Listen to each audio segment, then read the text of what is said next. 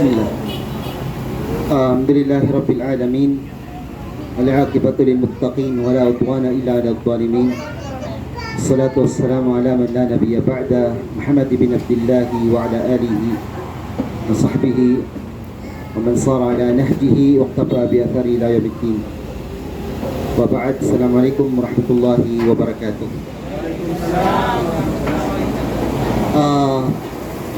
Last time natalakay natin ang mga mufsidatus sawm o yung mga nakakasira sa pag-aayuno at binanggit natin ang ilan sa mga nakakasira at ang paraan kung paano ito mabibigyan ng pagsasaayos matapos magawa ang anumang paglabag na nakakasira sa pag-aayuno kapag tayo ay nag-aayuno.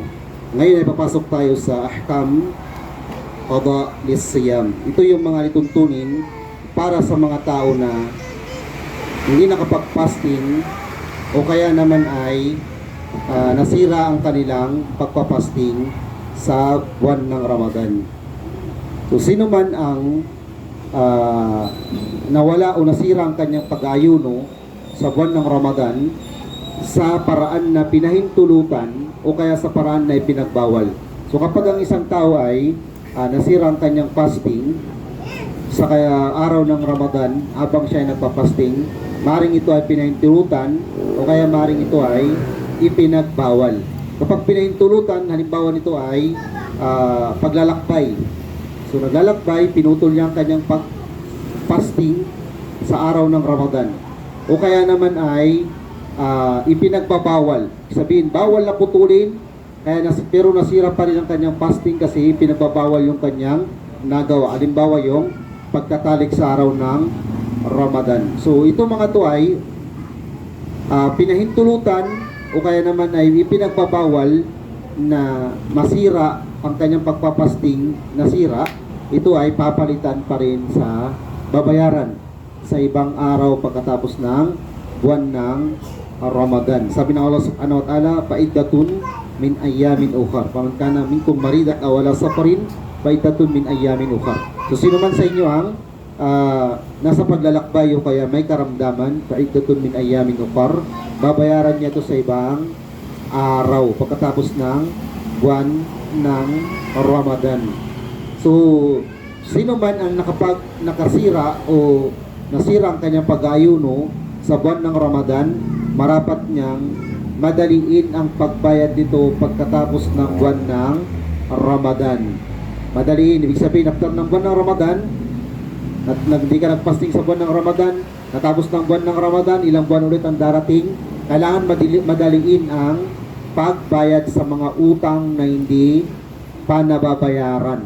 Halimbawa sa mga kababaihan o sa kababaihan tulad ng merong buwan ng dalaw o kaya naman ay merong nasa kalagayan ng nipas o kaya naman ay nasa kalagayan ng mga excuse na kalagayan na kung saan naging dahilan kung bakit hindi sila nagfasting sa buwan ng Ramadan. After ng buwan ng Ramadan at meron na silang pagkakataon na wala na yung hadlang para sila ay mag-ayuno, kailangan mabayaran na nila ito sa lalong madaling panahon. So mainam sa pagbabayad yung tuloy-tuloy, yung tinatawag na mutatabi'an. Sabihin, kung meron kang 5 utang, bayaran mo ng 5 araw ng tuloy-tuloy. Kung hindi naman ay, pwede mo itong utay-utayin, pero bayaran mo sa lalong madaling panahon. Maari ko bang iantala? Halimbawa, maari mong iantala dahil ang pagbabayad ay malawak ang oras nito hanggang bago dumating ang buwan ng Ramadan, tulad halimbawa ng buwan ng Sha'ban. So, maaring iantala pero mas mainam ang bayaran agad-agad. Bakit natin kailangan bayaran agad-agad? Kasi hindi natin alam kung hanggang kailan tayo bibigyan ng Allah ng paghaba ng ating buhay. Baka tayo ay datnan ng kamatayan at ang utang natin ay mananatiling utang. So hindi maaari na nakautang tayo sa buwan ng Ramadan at aabutan ulit tayo ng susunod na Ramadan na hindi pa natin nababayaran yung utang natin sa nakaraang Ramadan. Sabihin, nagpapatong-patong na, lalo na halimbawa sa mga kababaihan. Ito yung maraming issue sa mga babae. Bakit halimbawa sa babae? Halimbawa, kakapanganak niya ngayong bago dumating ang buwan ng Ramadan, hindi siya nag-fasting. Tapos pagkapanganak niya, magpapa-breastfeed 2 taon. So 2 taon na, hindi na naman magpapasting. Tapos matatabunan ng matatabunan hanggang sa hindi na niya alam yung mga araw na hindi niya napag-ayunuan, hanggang sa makalimutan na niya yung responsibilidad niya sa Allah subhanahu wa ta'ala. At hindi lang sa mga babae ito, pati sa mga lalaki dapat. Si Aisha radiyallahu anha, inaabot siya ng buwan ng Sha'ban. Buwan ng Sha'ban, ikawalong buwan sa kalendaryong Hijriya. Halimbawa, yung buwan na kinabibilangan natin ngayon, buwan ito ng Sha'ban. So, dito sa buwan na ito, dito nagbabayad si Aisha radiyallahu anha ng mga naging utang niya sa nakaraang buwan ng Ramadan. Isabihin, bago pumasok ang buwan ng Ramadan, ay sinisikap niya na mabayaran ang kanyang mga utang sa nakaraang Ramadan. Bakit inabot pa si Aisha ng Sha'ban at hindi siya nagbayad sa mga nakaraang mga buwan? Di makanati Rasulillahi sallallahu alaihi wasallam alaiha. Isabihin, dahil sa katayuan ng Propeta Muhammad sallallahu alaihi wasallam sa kanya. Anong ginagawa ni Aisha kay Propeta Muhammad sallallahu alaihi wasallam? Nagsisilbi kay Propeta Muhammad sallallahu alaihi wasallam at inaabot siya ng buwan ng Sha'ban para mabayaran ang nakaraang utang sa nakaraang Ramadan. Fa in akhara al-qada hatta ata alayhi Ramadanul jadid fa innahu yasumu Ramadan al-hadir. Kung inantala mo, halimbawa nakaraang Ramadan ay hindi ka nagbayad sa utang, inabutan ka ng panibagong Ramadan, ang gagawin mo ay pag-aayunuan mo ang Ramadan na dumating. Isabihin, hindi magiging kabayaran ang mga araw mo na pag-aayuno sa buwan ng Ramadan sa mga utang mo sa mga nakaraang Ramadan. So pag-ayunuan, ibig sabihin titigil mo na yung pagbayad mo ng fasting sa nakaraang utang mo at ipag-ayunuan mo yung Ramadan na dumating.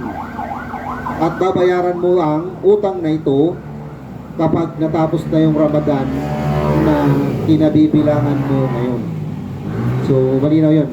Bawa ay, dinatnan ka ng Ramadan ngayon, may utang ka pa yung nakarang Ramadan, mag-ayuno ka ngayon, tandaan mo yung utang na hindi mo nabayaran, babayaran mo yun after ng Ramadan. Hindi pwedeng mag-ayuno ka ng isang araw na pag-ayuno, ayuno sa buwan na ito ng Ramadan at utang sa nakaraang araw na hindi mo napag-ayunuan sa nakaraang Ramadan. Hindi yun po pwede. Hindi pwede yung dalawa sa isang araw ng Ramadan. So mag-ayuno ka ngayon, hindi ka magbabayad after ng buwan na ito. Halimbawa ay babayaran mo ang utang na hindi mo nabayaran bago pumasok ang buwan ng Ramadan.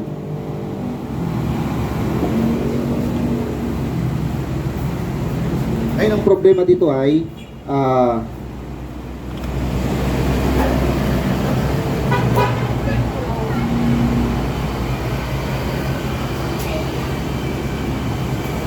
problema dito ay kung ang isang tao ay hindi niya nabayaran ang utang niya o inantala niya ang kanyang araw na hindi napag-ayunuhan dahil wala siyang oras na bayaran ito hanggang dumating na yung present na Ramadan. Ang mangyayari lang sa kanya ay babayaran lang niya yung utang niya.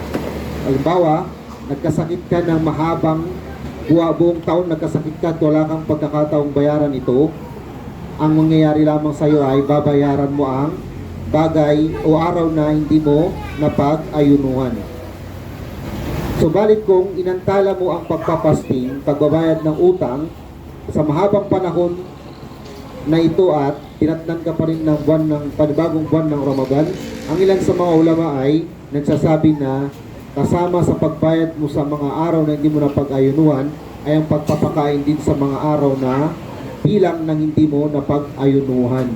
Ito ay kung inabot ka pa rin ng susunod na Ramadan na hindi ka bayad, pero meron kang kakayahang magbayad ng utang.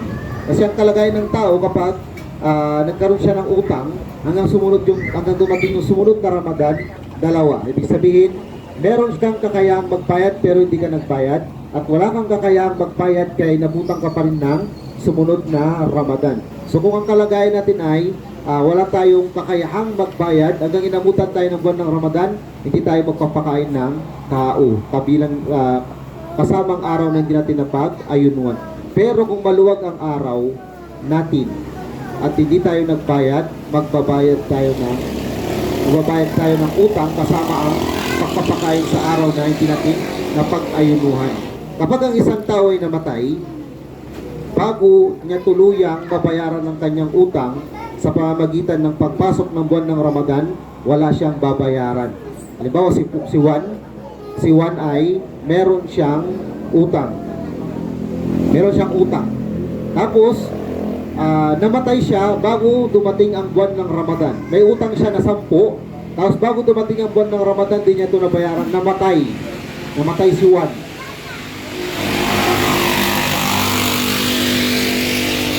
Namatay si Juan ay wala siyang babayaran. Anong halimbawa nito? Si Juan may utang na 10 araw, yung nakaraang 2025 na fasting. Pagkatapos, bago dumating ang buwan ng Ramadan, nag-intensyon siya magbayad pero hindi niya na nabayaran kasi namatay na siya. Anong mangyayari dito? Mawawala na yun sa pagkawala ni Juan. Kasi ang pag-antala niya ay pinahihintulutan pa. Ibig sabihin, yung allowance ng mga araw na ito, hanggang dumating ang bagong Ramadan ay allowance na pwede ka pang magbayad ng utang, pero dinatnan na siya ng kamatayan at ito ay wala sa kanyang issue. Ibig sabihin, sa pagkamatay niya, wala na ang kanyang utang. Mawawala na ang kanyang utang. Subalit kung at ganun din yung may sakit. Halimbawa, may sakit si Juan. At dinatnan siya ng pangalawang Ramadan at hindi niya nabayaran yung nakarang Ramadan. Ang mangyayari lang sa kanya ay babayaran niya lang ito pag tatapos ng buwan ng Ramadan na kinabibilangan niya. Wala tong issue sa kanya. Kasi yung sakit ng tao, hindi naman ito kontrolado ng tao. Ibig sabihin, hindi mo kontrolado yung sakit mo kung hanggang kailan kakagaling, maliban sa kapahintulutan ng Allahu subhanahu wa ta'ala. So kapag ang isang tao ay may sakit sa buwan ng Ramadan, tignan niya yung kakayahan niya kung pwede siyang mag-fasting sa buwan ng Ramadan. Kung yung sakit natin ay ililipas lang din pagkalipas ng ilang araw at kaya nating mag-fasting, kung kaya natin mag-fasting tayo. Pero kung di natin kaya, bilahin natin ang araw na hindi natin napag-ayunuan. Kung tayo ay may tinitake na gamot at tatapat ang paggagamot natin sa mga araw ng pag-ayuno sa buwan ng Ramadan, tingin natin ang opinion ng doktor. Kapag sinabi ng doktor na, sige mag-fasting ka, baguhin mo ang oras ng pag-inom mo ng gamot, babaguhin natin ang oras ng pag-inom natin ng gamot, pero magpapasting pa rin tayo. Pero kung sinabi ng doktor na kailangan mag-take ka ng gamot mo sa tanghali, mag-take ka ng gamot mo sa umaga, hindi ka pwede mag-fasting kasi naggagamot ka sa mga araw na ito at tataon ito sa buwan ng Ramadan, hindi tayo mag-fasting at babayaran natin ito sa pagkatapos ng buwan ng Ramadan. Kung ang sakit naman natin ay sakit na magpakailanman na habang nabubuhay tayo, at ito yung dahilan kung bakit hindi tayo magpapasting, tayo ay hindi magpapasting at magpapakain tayo kada araw ng skin sa mga araw na hindi natin napag-ayunuhan. Mga araw na hindi natin napag-ayunuhan. So sa hadith na iniulat ni Abu Dawud, sa hadith na iniulat ni Aisha radhiyallahu anha, man mata wa alayhi siyam, sama anhu waliyuhu. Sino man ang namatay o dinatnan ng kamatayan at meron sa kanyang obligadong pag-aayuno. Obligadong pag-aayuno, iba't ibang uri ito. Meron yung utang sa buwan ng Ramadan o kaya naman siyamun nadar. Siyamun nadar, ito yung pag-aayuno na panata. Halimbawa, kapag nakauwi ako sa amin, ay mag-aayuno ako ng 3 araw. Panata yun. Ibig sabihin, hindi yun obligado, pero inobligado mo sa sarili mo pagkatapos mong banggitin ang pangalan ng Allah at binanggit mo yung kondisyon na magiging kadahilanan kung bakit ka magpapasting, ito ay obligado. O kaya naman ay kafara, pagdadalisay na pag-aayuno. So sa hadith na to na iniulat ni Aisha radhiyallahu anha, man mata wa alayhi siyam, sama anhu waliyuhu. Sino man ang namatay at meron sa kanyang obligadong pag-aayuno. Obligadong pag-aayuno ay pag-aayunuan ito ng mga tagapagmana niya, pinakamalapit na tao sa kanya. So para maintindihan natin, halimbawa ay namatay si Pulan at meron obligadong pag-aayuno na hindi niya napag-ayunuhan. Sinong magtutuloy nito? Yung pinakamalapit na kamag-anak niya, tagapagmana, pinakamalapit na kamag-anak, tagapagmana. So sa ibang narration ng hadith, binanggit niya Abu Dawud na ito ay pinnudur. Binanggit niya na ito ay specifically sa mga pag-aayuno na panata. Sa pag-aayuno na panata. Sheikh bin Baz rahimahullah, binanggit niya na hindi ito specifically sa nudur, sa mga pag-aayuno na panata, bagkus lahat ng mga pag-aayunong obligado sa isang tao na nakalimutan niya o hindi niya naisagawa habang siya ay nabubuhay at tinatnan siya ng kamatayan ay ipag-aayuno ito ng mga napag-iwanan niyang mahal sa buhay. Pag-iwanan niyang mahal sa buhay. So sa ibang hadith, mayroong babae na lumapit sa Propeta Muhammad sallallahu alaihi wasallam. Sabi niya, ang aking nanay ay mayroong panata na pag-aayunuang hindi niya naisagawa habang siya ay nabubuhay at tinatnan siya ng kamatayan. Ipag-aayuno ko baga ito, ya Rasulullah? Sabi ng Propeta Muhammad sallallahu alaihi wasallam ay ipag-ayuno mo. Ipag-ayuno mo ang ganitong uri ng pag-aayuno. So isa sa mga tinatanong na issue ng pag-aayuno at pagbabayad ng utang sa pag-aayuno sa buwan ng Ramadan ay ang kalagayan ng mga buntis at kalagayan ng mga nagpapa-breastfeed. Kasi sila ay hindi sila nagpapasting o hindi sila magpapasting dahil sa dalawang kadahilanan. Ito ay maaaring dahil sa kanilang sarili, takot sa kanilang sarili, o takot dahil sa dinadala nila sa kanilang sinapupunan. Parehas ba sila ng paraan ng pagbayad ng utang sa hindi nila napag-ayunuan sa buwan ng Ramadan? Hindi sila parehas. Ngayon, ano titignan ng babae kung nasaan sa dalawang ito na babanggitin natin, na binanggit ng mga ulama ang sitwasyon niya, at doon siya magbabase paano siya magbabayad sa utang niya na hindi niya mababayaran o hindi niya nabayaran sa buwan ng Ramadan dahil nandito siya sa kalagayan ng isa sa dalawa. Maaaring siya ay buntis o kaya naman siya ay nagpapa-breastfeed. So kung pagbuntis, lalo na sa first trimester ba yung tawag doon, ng pagbubuntis ay hindi pinapayo ang pagpapasti. Pero kung nasa pagbubuntis siya ng 8 to 9 months, sabihin malapit na ang panganganak niya, ay maaari siyang mag-fasting kahit hindi tuloy-tuloy. Ang problema, paano kung nandito siya sa unang 3 buwan kung saan nade-develop pa lang yung bata sa kanyang sinapupunan, ano ang gagawin niya? So unang-una ay meron tayong dalawang paraan ng pagbayad. Unang-una, kung natatakot lamang siya para sa kanyang sarili, ang mangyayari lamang ay babayaran niya yung mga araw na hindi niya napag-ayunuhan. Pangalawa, kung natatakot siya sa kanyang sarili at sa sanggol na kanyang dinadala, ang paraan ng kanyang pagbayad ay dalawa. Unang-una, magpapakain siya sa mga araw na hindi niya napag-ayunuhan at babayaran niya ang mga araw na hindi niya napag-ayunuhan. Dalawa po yun. Dalawa yung magiging kalalabasan. So titignan ng sister kung saan siya natatakot. Natatakot siya para sa kanyang sarili o natatakot siya para sa baby na dinadala niya o pinapabreastfeed niya. So sabi ni Sheikh Salih Al-Fawzan, kapag ang isang babae ay natatakot para sa kanyang sarili, babayaran lamang niya ang araw na hindi niya napag-ayunuan pagkatapos ng buwan ng Ramadan sa mga bakanting oras niya na pwede na siya mag-ayuno.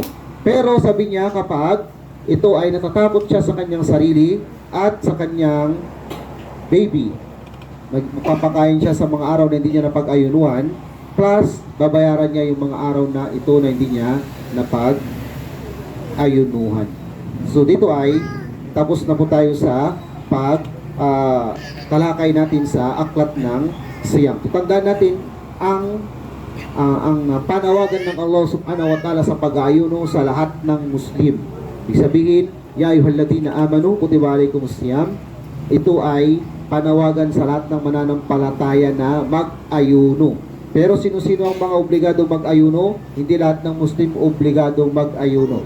Meron sa kanyang obligadong pag-ayuno, meron sa kanya na alat takhir, ibig sabihin may choice siyang magpasting o may choice siya hindi magpasting.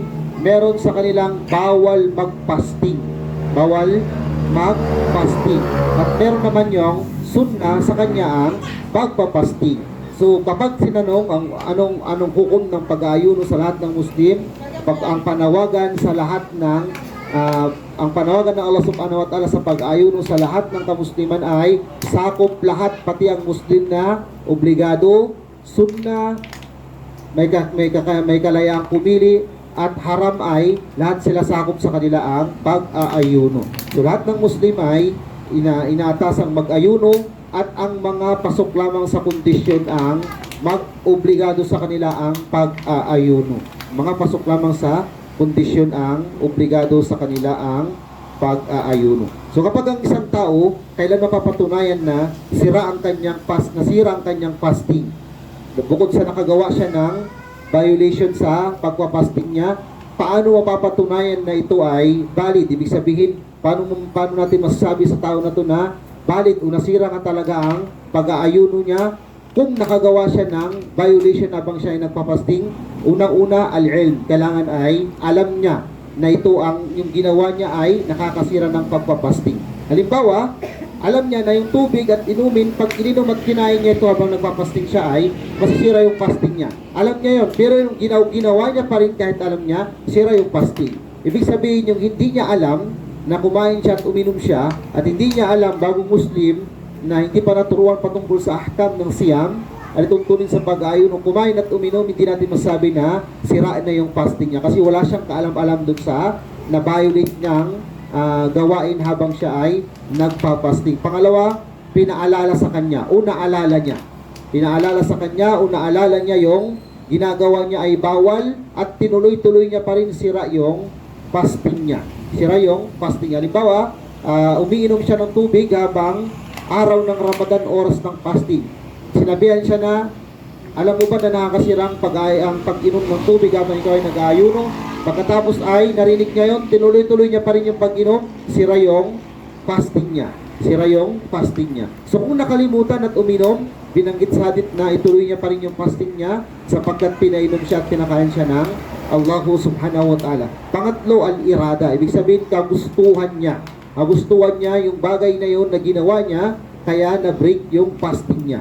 Halimbawa, alam niya na ang pag-inom at pagkain ay nakakasira ng fasting. At naaalala niya na ito ay ipinagbabawal habang nagpapasting, pero gusto niya uminom. Gusto niya pa rin uminom. Ipinilit niya yung gusto niya, uminom siya ng tubig. Ito ay sira ang kanyang fasting. Sira ang kanyang fasting. At ito ay pinapaalala na pag-ingatan natin bilang nag-aayuno ang ating mga fasting habang tayo nagpapasting sa buwan ng Ramadan, sapagkat ito ay dapat na ito ay mahirap ng bayaran. Mahirap ng bayaran. Kapag nasira o sinira natin ang araw ng pag-aayuno natin, ito ay mahirap na bayaran.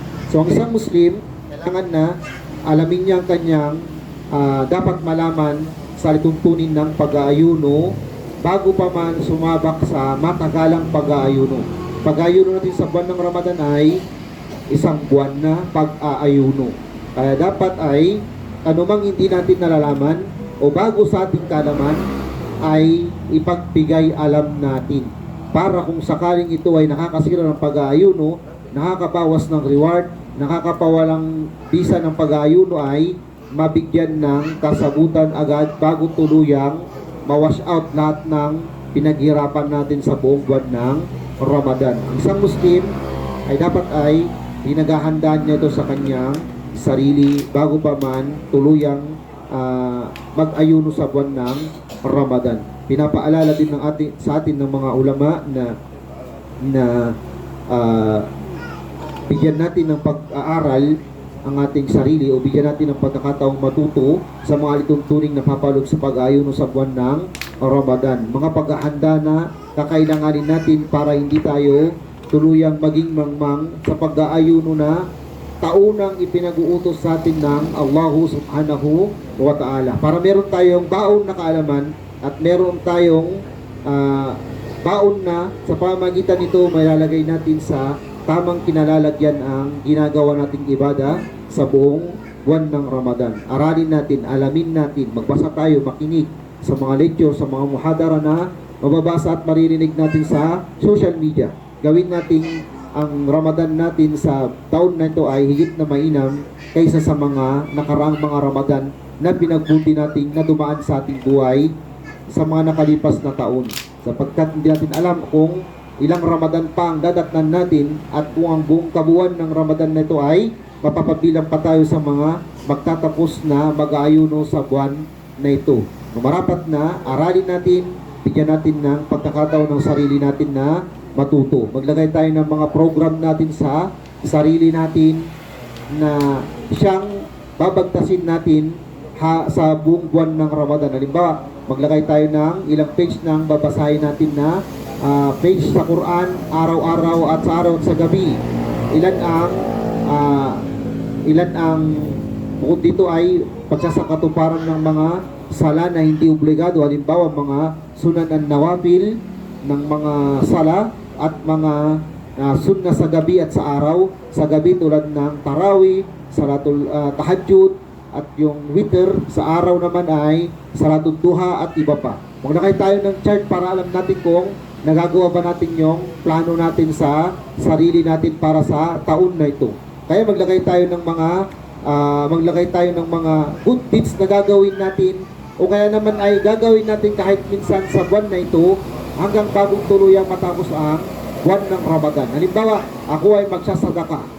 Kahit pakunti-kunti, gabi-gabi, every other day, every Friday, every Monday, sa buong buwan ng Ramadan. O ano pa yung mga pwede natin gawin? Magsusulat ako ng ipopost ko sa social media sa buong buwan ng Ramadan, paalala sa aking sarili at sa mga kapwa ko Muslim na nakakabasa sa social media. O kaya magtuturo ako sa tao ng tatlong kul huwallahu ahad, kul a'udhu birabbil falaq, kul a'udhu birabbin nas. Itutuwid ko yung Al-Fatiha ni Pulan sa ganitong buwan. Magpapakain ako ng mga kapuspalad na Muslim na walang mahahain sa kanilang hapagkainan sa oras ng iftar at sahur. Magbibigay ako ng bigas sa kapatid na ganito na kakailanganin niya habang buwan ng Ramadan. Magbibigay ako ng tulong sa masjid na ganito na laging merong iftar. Ibig sabihin, iba't ibang uri ng paraan at good deeds na pwede natin gawin, lalong-lalo na dito sa buwan ng Ramadan, gawin natin. Dahil maaring isang pintuan ng kabutihan, binuksan sa iyo ni Allah at isinaraduan dito ang lahat ng mga bukod sa iyo. O maaring binuksan sa iyo ni Allah ang maraming pintuan ng kabutihan at hindi ito binuksan sa iba. So mamimili tayo kung saan tayo mas malapit doon, kung kaya natin sa pamamagitan ng pagbabahagi ng kaalaman, kung kaya natin sa pamamagitan ng pagtuturo ng mabuti, kung kaya natin sa pamamagitan ng pagtutulong, bigay ng tulong pinansyal, bigay ng pagkain, bigay ng kung ano, ito ay gawin natin. Bakit kailangan natin gawin ito? Dahil ito ay mabuting gawin lalo na buwan ng Ramadan. Buwan ng Ramadan. Nasa season tayo na ang mga good deeds dito ay nag-uunahan ang mga Muslim. Kailan pa tayo kikilos? Kailan pa tayo gagawa? Kailan pa tayo gagawa ng hakbang at plano pagkatapos ng buwan ng Ramadan? Tapos na ang ulumisan na ang season ng maraming good deeds na binibigay ang Allah subhanahu wa ta'ala. Kaya sikapin natin bilang isang Muslim, bagamat hindi lahat ay perfecto tayo sa mga buwan na dumipas natin sa buwan ng Ramadan, sikapin natin sa darating na buwan na ito. Kaya mahalaga yung kaalaman sa bago dumating yung pag-aayuno, dahil mabibigyan mo yung sarili mo ng pagkakataon na mag-isip. Baga isang gabi ay isulat mo yung mga gusto mong gawin sa buong buwan ng Ramadan.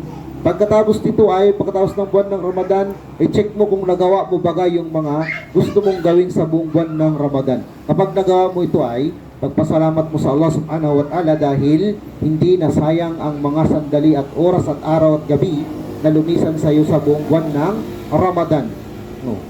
Sa buwan ng Ramadan na ito ay lahat tayo pare-parehas ng mga negosyante. Pare-parehas tayo, lahat ay negosyante. Isipin na lang natin halimbawa, tayong lahat ay negosyante at iba-iba ang ating mga paninda. Dumating tayo sa isang bayan at tatagal ang pesta dito sa loob ng isang buwan. Tatagal ang pesta dito sa loob ng isang buwan. So, ikaw ba yung tipo ng tao na maglalagay ka lang ng paninda mo sa araw ng pesta? Siyempre hindi. 2 linggo bago ang pesta ay nandun na yung mga paninda mo, nag-aantay ka na. So, bago dumating ang araw ng pesta hanggang sa pinakahuling araw ng pesta, magkakaiba tayo ng oras ng pagbukas. Magkakaiba tayo ng oras ng pagsara.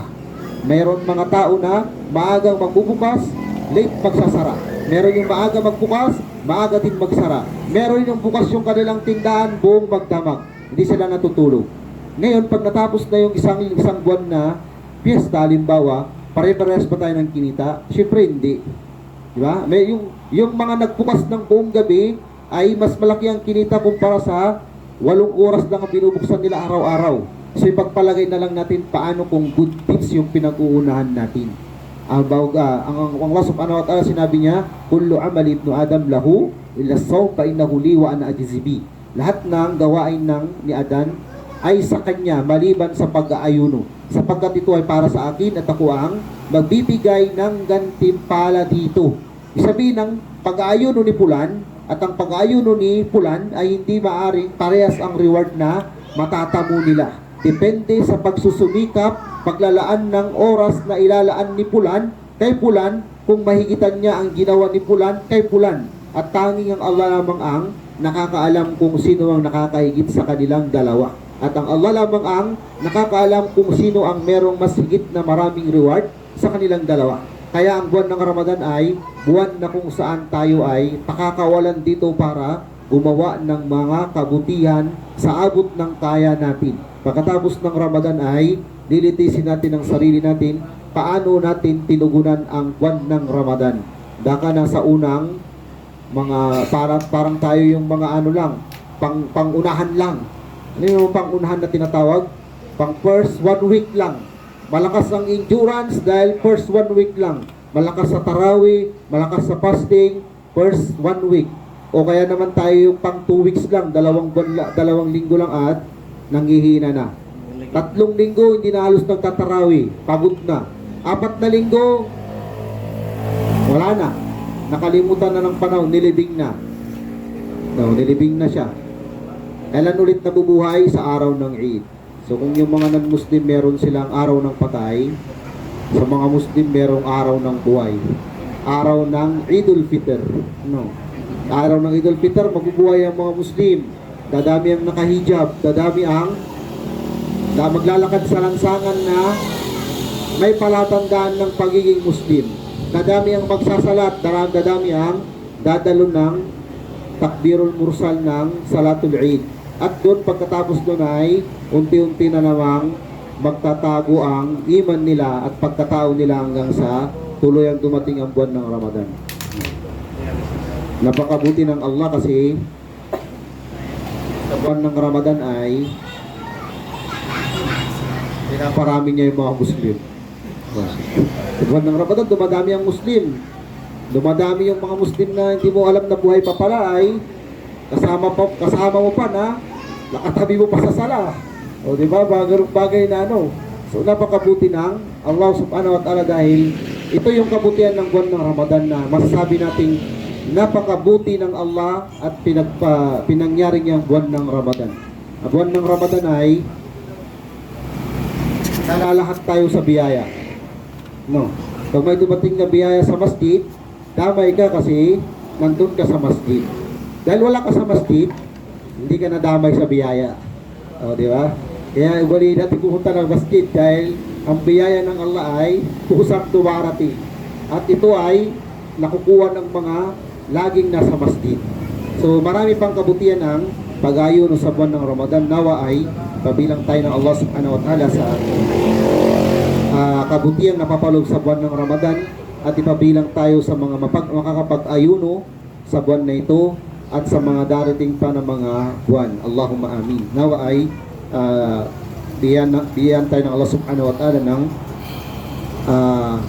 kaluwagan sa sarili, kalusugan sa sarili at kapayapaan sa isipan sa buong buwan ng Ramadan.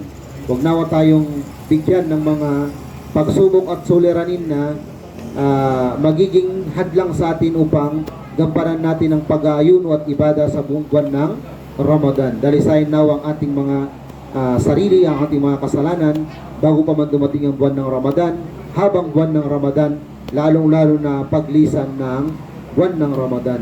Nawa ay pabilang tayo sa mga butihing alipin na pinili ng Allah na papapasukin niya sa pintuan ng Ar-Rayyan, pintuan na inilaan para sa mga taong nag-aayuno mula sa alipin ng Allah subhanahu wa ta'ala.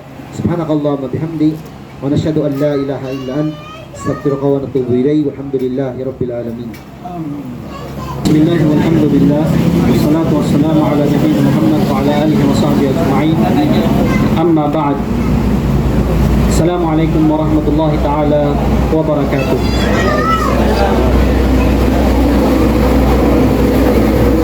Inshallah, yung ating tatalakayin ngayon ay yung mga mabubuting mga gawain sa buwan ng Ramadan. Alam naman natin na ang buwan ng Ramadan, ito ay buwan o panahon o lugar, field, na kung saan ang mga Muslim ay nag-uunahan, nagpapaligsahan sa paggawa ng kabutihan. Ang buwan ng Ramadan, ito o yung mga gawain dito ay nadudoble.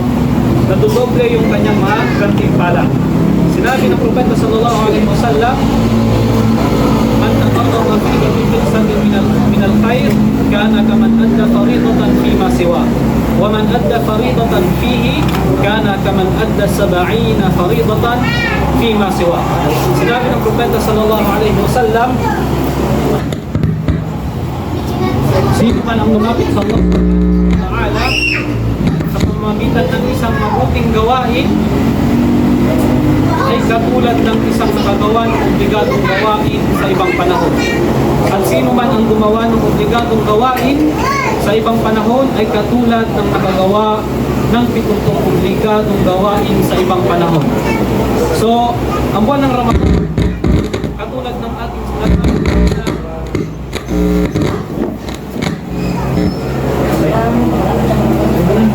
ito ay buwan ng pag-uunahan sa paggawa ng kabutihan.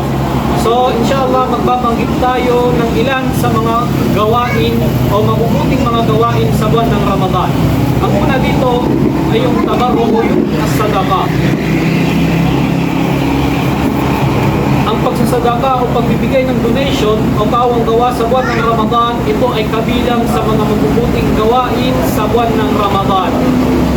Na kung saan ang buwan ng Ramadan, ito ay buwan ng pagbibigay at awa. Dahil katotohanan ng Propeta sallallahu alaihi wasallam, siya ang pinakamapagbigay sa mga tao.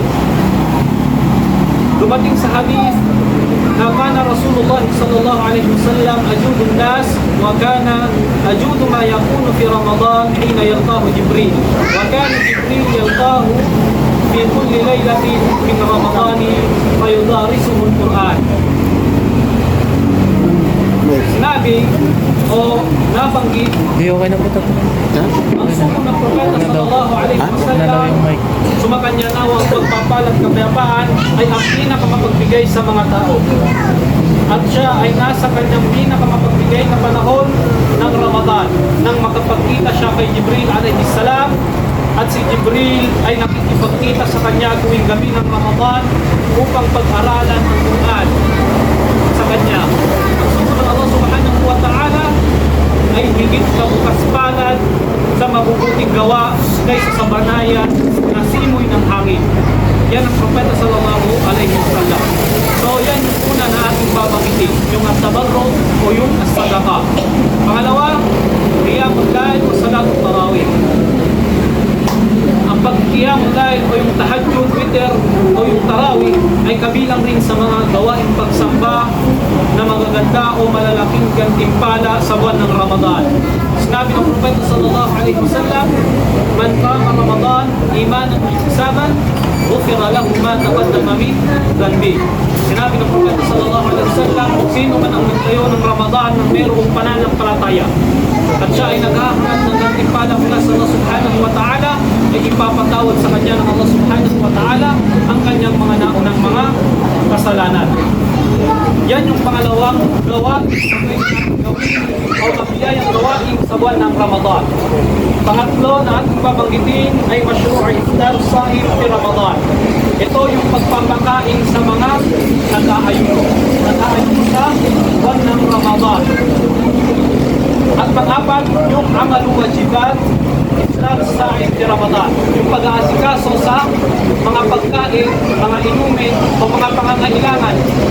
nag-aayuno.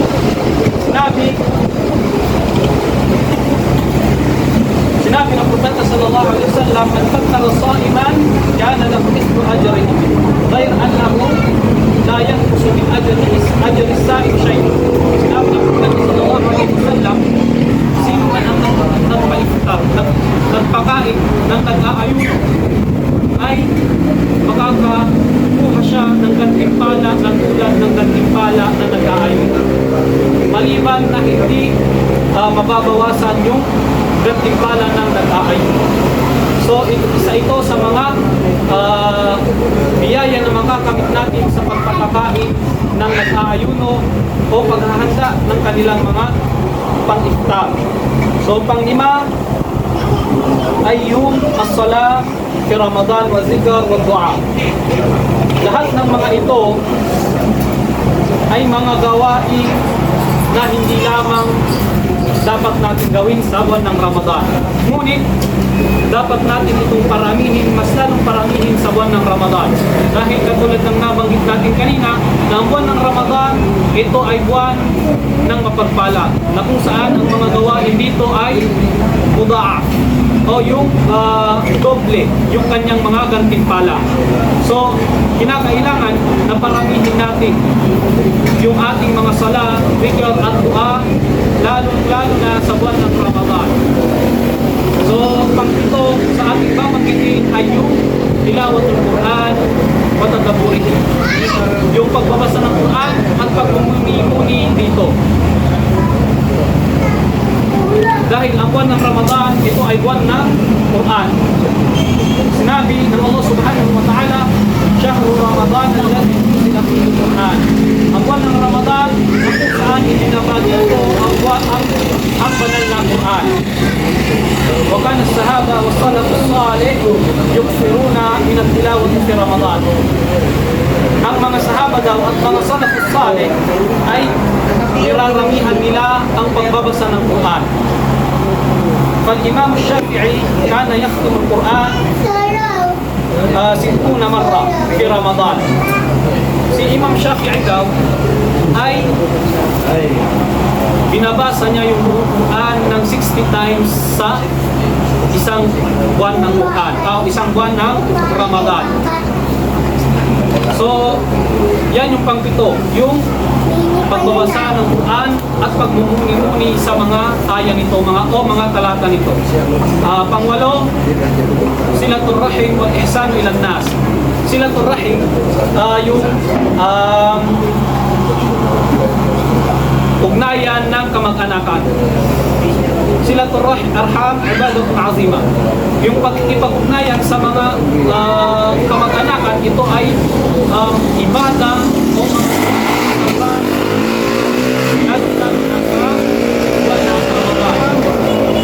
sinabi ng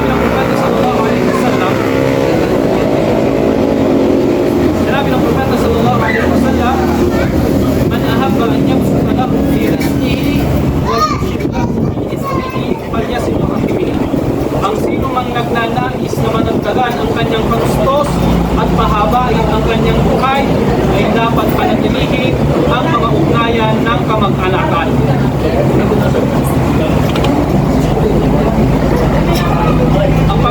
Ang walo na ating babanggitin ay yung al-umrah ni Ramadan o yung pag-umrah sa buwan ng Ramadan. Ano Nabi sallallahu alaihi wasallam, umrah ni Ramadan sinabi ng Propeta sallallahu alaihi wasallam, ang pag-umrah daw sa buwan ng Ramadan ay katulad ng pag-hajj na kasama ang Propeta sallallahu alaihi wasallam. Ang umrah sa Ramadan, ito ay hindi katulad ng pag-umrah sa ibang mga buwan o mga oras. Dahil ang pag-umrah sa Ramadan, katulad ng nabanggit, ay ito ay kahalintulad dito ay ang pag-hajj na kasama ang Propeta sallallahu alaihi wasallam. So yung panghuli na ating babanggitin ay yung as-siyam bi ikhlas wa ihtisab. Ito yung pag-aayuno ng ikhlas. لكنه ليس مجرد امتناع عن الطعام والشراب. Ang pag-ayuno ay hindi lamang siya pagpigil sa pag-inom o pagkain, pagpigil sa inumin o sa pagkain. Bagkos, bal huwa tarbiyatun linnas. Bagkos, ito rin ay pagtatarbiya. Pagtatarbiya, pagtuturo sa sarili. Wa taharatun lil qalb, at paglinis sa puso, wa taqwa lillah, at pagkatakot sa Allah subhanahu wa ta'ala. Kapag qala Nabi sallallahu alaihi wasallam, man sama Ramadan imanan wa ihtisaban ghufira lahu ma taqaddama min dhanbi. Sinabi ng Propeta sallallahu alaihi wasallam, sino man ang nag-ayuno sa buwan ng Ramadan nang mayroong pananampalataya at naghahanap ng pagtipada mula sa Allah subhanahu wa ta'ala, ipapatawad sa kanya ang kanyang mga naunang mga kasalanan. So yan yung mga nabanggit natin na mga ilan sa mga mabubuting gawain sa buwan ng Ramadan. So bilang pagtatapos, iiwanan ko kayo sa isang aya ng Allah subhanahu wa ta'ala na kanyang sinabi, ya ayyuhalladhina amanu taqullaha wal tanzur nafsum ma qaddamat lighad wattaqullaha innallaha khabirun bima ta'malun. Sinabi ng Allah subhanahu wa ta'ala, o kayong mga mananampalataya, katakutan ninyo ang Allah subhanahu wa ta'ala at tignan ng bawat isa sa inyo kung ano ba ang naihanda niya para sa kanyang para sa kinabukasan o para bukas.